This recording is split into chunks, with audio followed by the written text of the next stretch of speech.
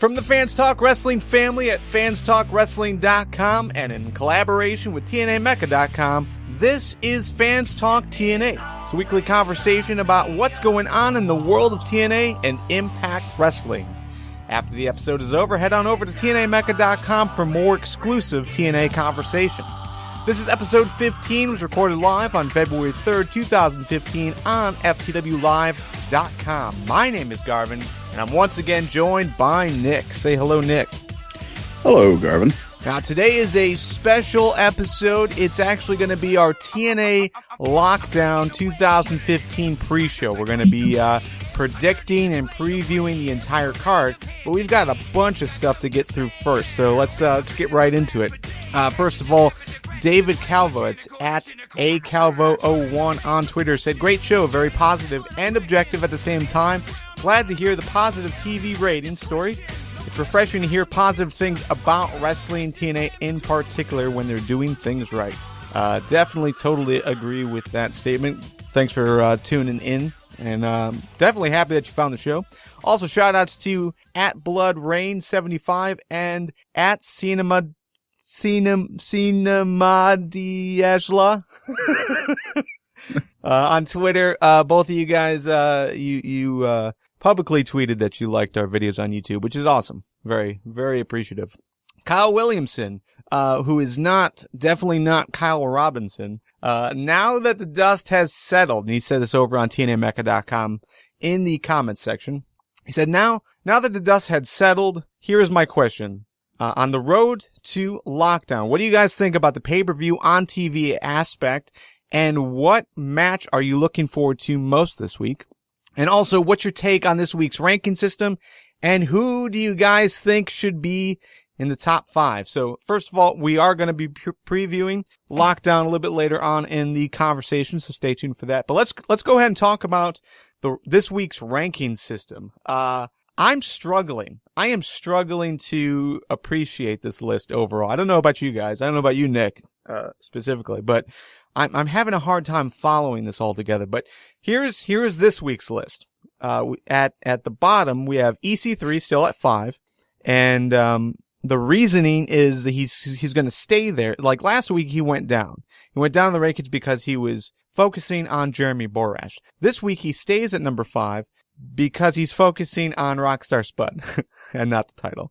Low Key stayed at number 4 because he has a win over Austin Aries and Bobby Roode.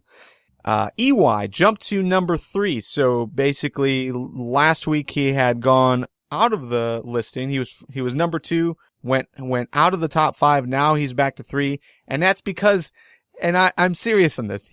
It's because he assaulted Tommy Dreamer. That was Mike Tenay's reasoning. Number 2, MVP. He stayed there because he wasn't pinned in that main event last week, or the most recent show.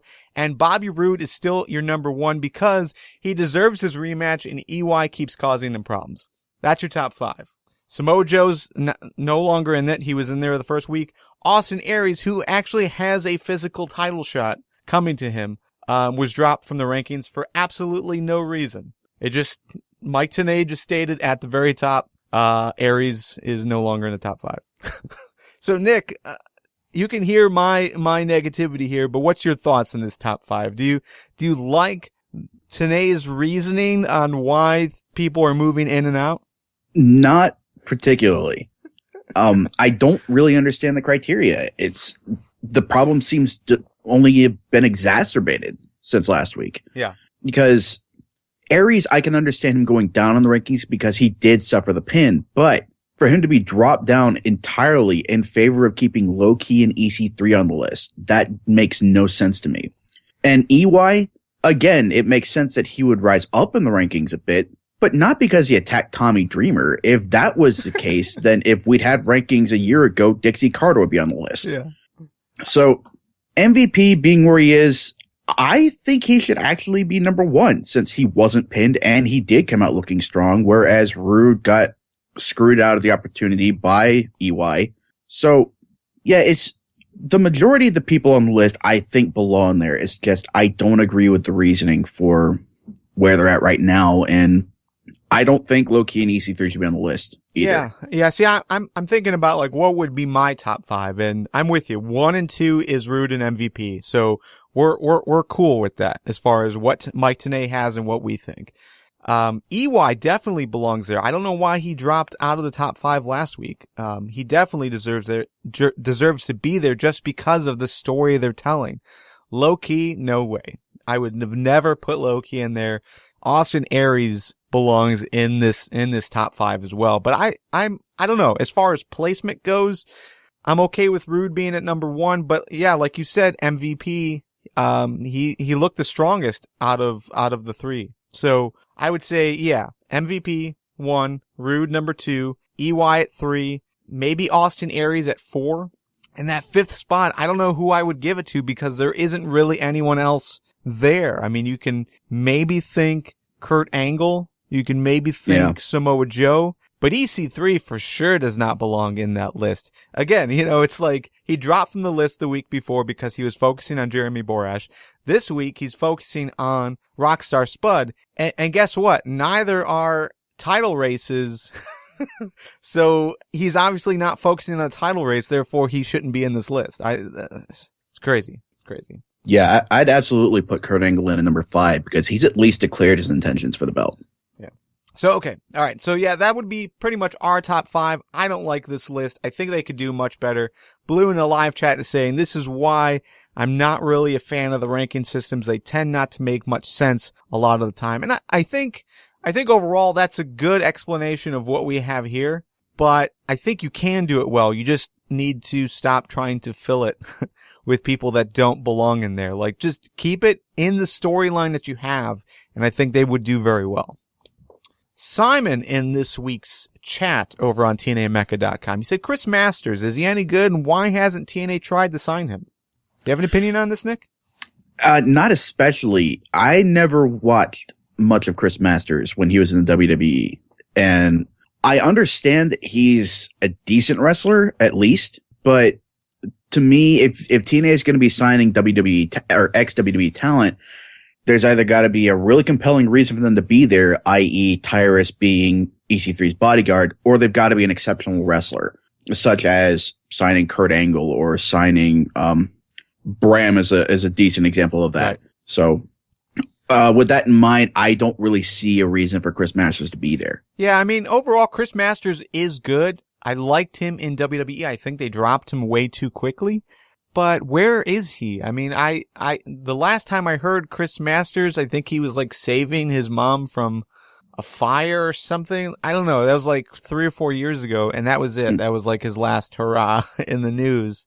If he was an active competitor and really doing well on the indie scene, for sure TNA would at least look at him. But there's so many other quality guys out there that I don't think there's any room. I don't think there's any room for Chris Masters. But can he be good? Could he add some depth, some nice, or at least some much needed depth to TNA? For sure. But I don't know where his place is here. Neely in this week's chat said, hope to see more returning TNA talent that disappeared. Amazing Red, Crimson, Elix Skipper, even Chris Harris. What do you think about these names? Do you want to see any of these guys return? And is there anyone that you would want to return?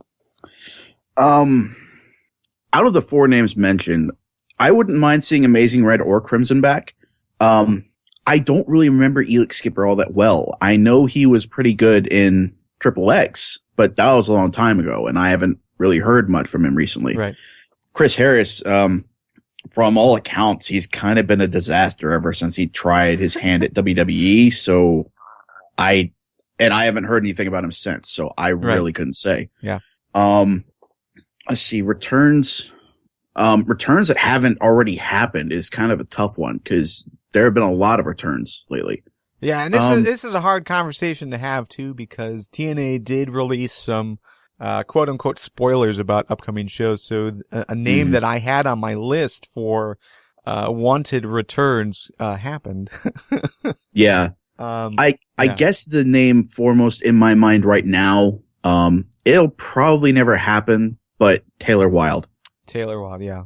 That'd be a good name. Definitely I wouldn't mind seeing like an ODB return to the roster and actually be used as a knockout. Because this division really needs some good depth. Out of the list that you provided, Neely, Amazing Red is the only one that I would even consider bringing back. There was another guy.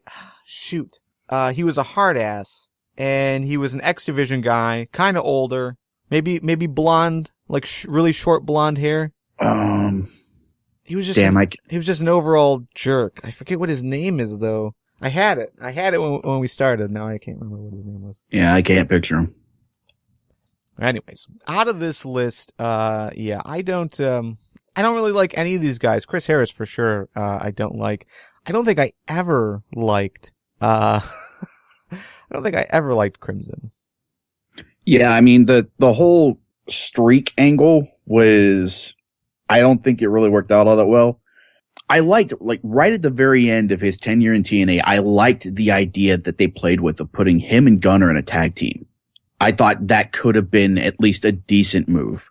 But yeah, I don't think they really used him all that well. From the live chat, Blue is suggesting Christian York, and no, that's not the guy I had on my list. I think Cash, Kid Cash. I think Kid Cash is who I'm talking about. Anyways, I don't know. I don't really want to see new returns. I want to see new stars. I want to see people that TNA currently have to build with. I think that's where the focus really should be. Jav of Steel commented. He said, geez, you guys make it seem like Gale versus Havoc is like Cena versus Orton or, some other match that we don't want to see again. Gale and Havoc had 3 one-on-one matches officially. The first match ended up being 2, and then there was the triple threat involving Taryn. Overall, I'm not suggesting I don't want to see Gale versus Havoc. I just don't want to see Gale versus Havoc every week. My knock isn't them. My knock is the overall depth or the lack of depth in the Knockouts division. I want to see some more people involved to make it interesting. Right now, I like it, but I'm cautious. Yeah, my knock isn't even entirely against them. It's more to do with booking because, yeah, they only had 3 matches, but they were the same match. So for me, I want to see some kind of advancement there if they're going to have that match again. I want to see Gale make a comeback and get a win against Havoc, or I want to see if they're going to put Gale on the shelf, I want to see Gale. I don't really want to see Gale gone, but if that's the way they're going, I want to see some consequences from that. Right. Yeah. So I don't know. I think it's a good matchup. I just want to see other people involved. You can only get so much of something before you start getting tired of it. And I don't want to get to that point. Mm-hmm. Here's your Fans Talk TNA Champion update. Bobby Lashley retained this week by defeating, Bobby Roode, MVP, and Austin Aries in the main event. So Bobby Lashley is still your Fans Talk TNA Champion.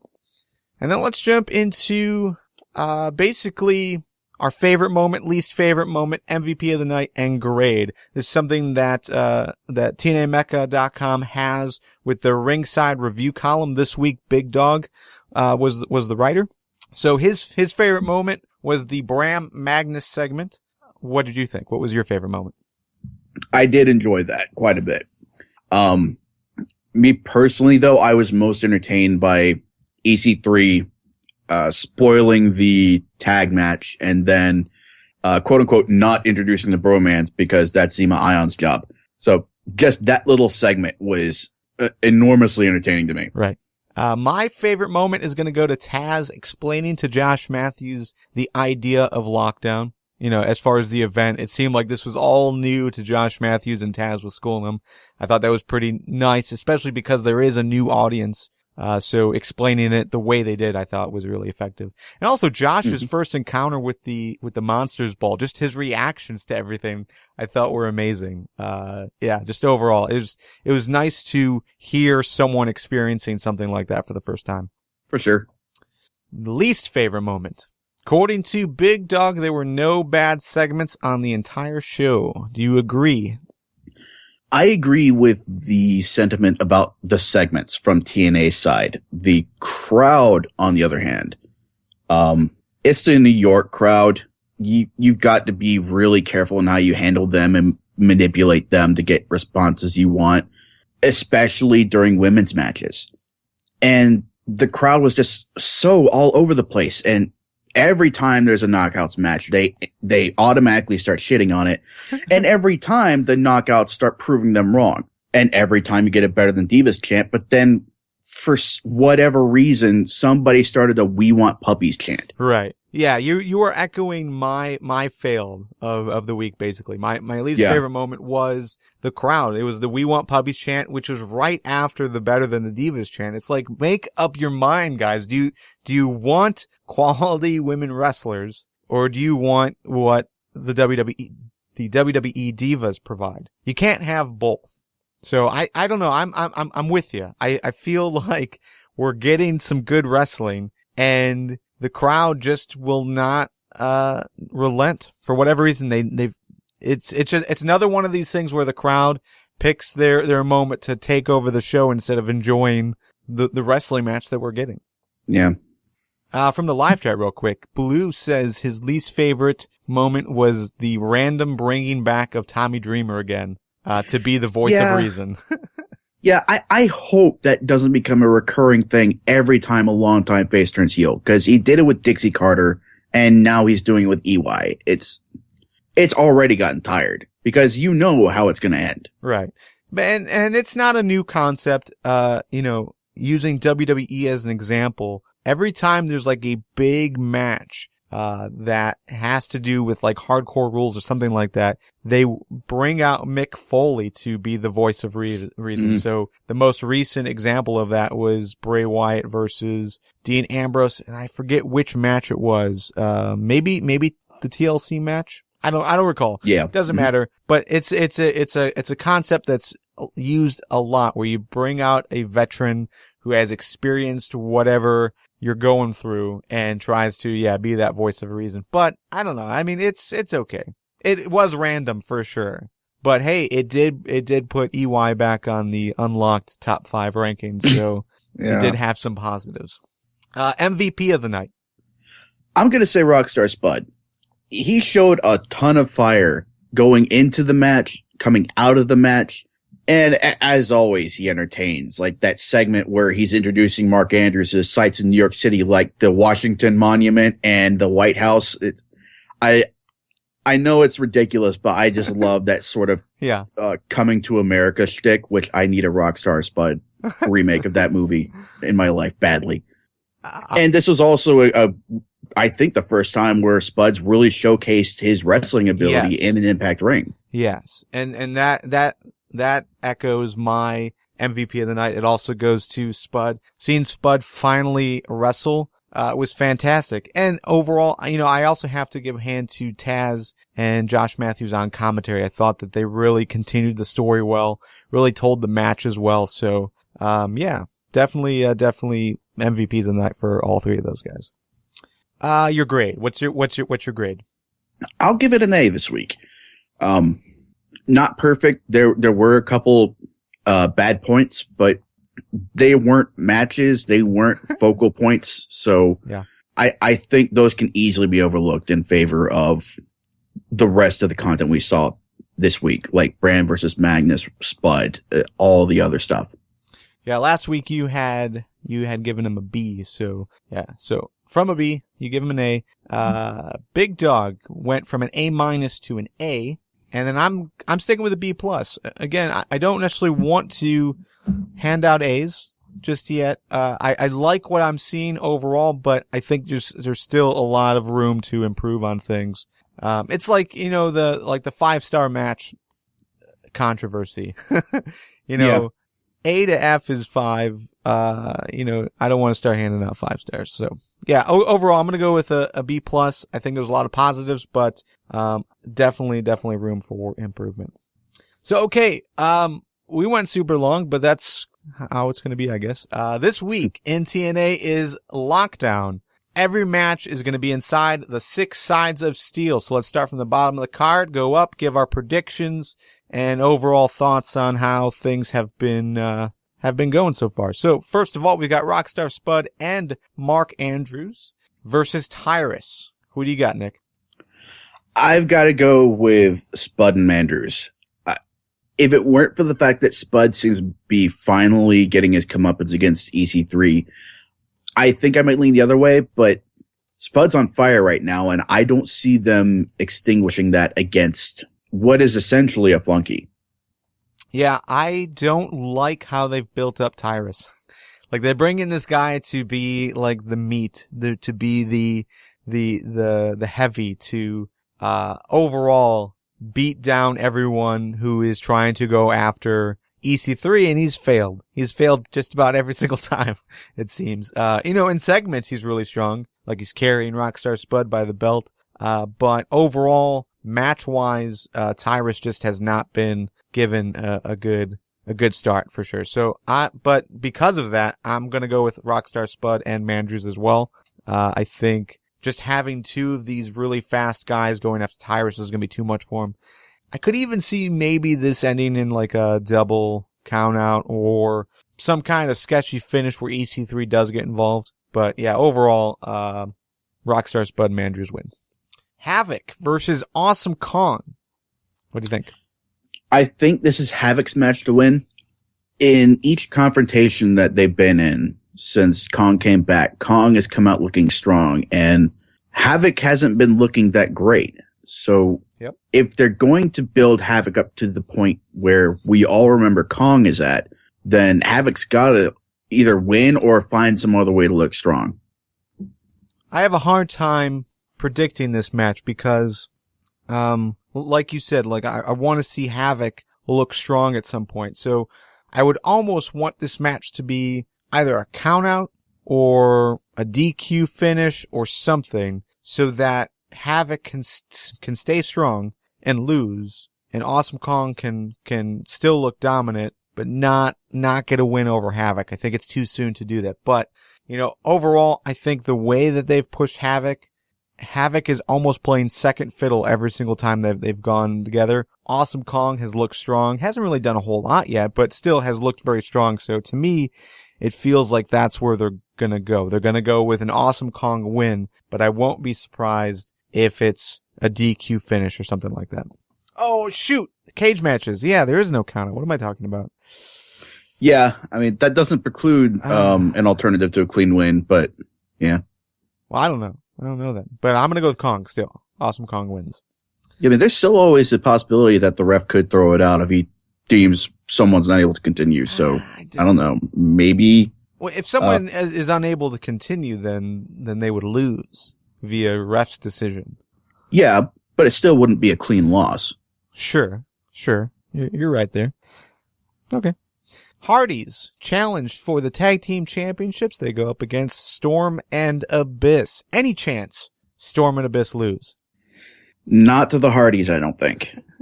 The Revolution is still building up, and I think if anybody's going to take the belts away from them, it's going to be the Wolves, which they're still involved in the scene since they came and bailed the Hardys out. So, yeah, I can't see the Hardys winning at all. Storm and Abyss retain. And yeah, most likely this leads to the Wolves coming in for another match, or, I don't know. Maybe we do get a quick push for Mandrews and Rockstar Spud shortly after this. I would very much enjoy that. So, but yeah, overall, I don't see the Hardys doing much at all here. It'd be a great match though. Oh yeah, definitely. All right, so Bobby Roode is going to take on EY. Again, this is all in the 6 Sides of Steel. Roode wants EY's blood. EY wants Roode's blood. Who's gonna get whose blood, do you think? I think everybody's gonna get a little bit of blood. I think Roode will get the win. I foresee EY coming out on top though. So officially in the record books, Roode's going to walk away with a win, but I feel like it's going to be not necessarily akin to what happened with Storm and Roode back when they were feuding, but something along those lines where EY gets Roode's goat and keeps the feud going. Yeah, I can't imagine a loss here would cause EY to just drop. I mean, he might drop out of the unlocked rankings because those make absolutely no sense. But, overall, I think an EY loss here will be fine because he is going to take a lot out of Rude. Rude is going to be in question. Yes, he got past EY with a win, which I agree with. I'm going to pick Rude as well. He's going to get past Rude with a win, but what does that actually mean for Rude? Is he able to really compete for the title? And I don't think he's going to. I think they're going to delay that rematch for a little bit longer. Agreed. All right, main event, I'm assuming here, but your main event, Team Angle versus Team BDC in the Lethal Lockdown match. Each team has 4 members apiece. So, BDC is going to be represented by MVP, Kenny King, Low Key, and Samoa Joe, and Kurt Angle's team is going to be Kurt Angle, of course, Austin Aries, Gunner, and question mark. They invited Lashley, but Lashley said no. Although it is interesting that Lashley is not going to be on this card. Yeah. Rude makes sense, but because Rude is going against EY, obviously that doesn't make sense. So I don't necessarily want to get into predictions of who you think will join Team Angle, but your thoughts on this match, who walks out with the win? Yeah, I don't want to try and predict the 4th guy either because I have absolutely no one in mind. I think the Beatdown Clan is going to walk out victorious here. I think MVP still will be relevant to the title picture, and I think he is still going to remain a threat to Lashley. So I can't see a scenario where that happens if the Beatdown Clan loses. And I don't know. I can also see some divisions arising and some more potential feuds if Angle's team loses. I can see Aries versus Angle or even Gunner versus Angle since Angle slapped him. Right. So, yeah, I'm predicting a win by the Beatdown Clan. Okay. I'm going to go with Team Angle. I think overall Team BDC does not need a win to continue their story. Having like that mystery partner like almost means like we need to see them win. I don't know. And the live chat is predicting it's going to be Lashley, and who knows, maybe it is. But yeah, overall, I don't know. I think having MVP King, Low Key, and Samoa Joe lose in some fashion won't necessarily hurt their momentum.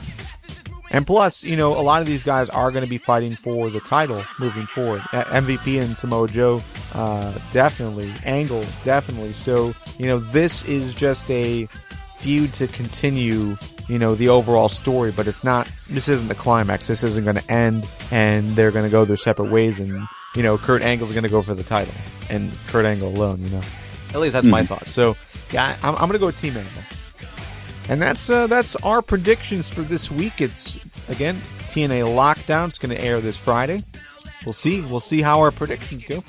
But final thoughts before we close out, Nick. Just that for some reason, I kind of want to suggest that the 4th member will be Garrett Bischoff, because why else is he on the roster? Oh, man. I didn't even want to look at the roster. That's funny, though. Yeah, I'm not going to go there. Yeah, okay. And that's the show. We'll be reading and responding to your comments all day on TNAMecca.com, so let's continue the conversation over there. And also check out fanstalkwrestling.com for more information about us and how to get involved in the future. For Nick, this is Garvin saying goodbye. We'll see you again next Thursday. Have a good week and enjoy tomorrow's Impact, everybody. See you later.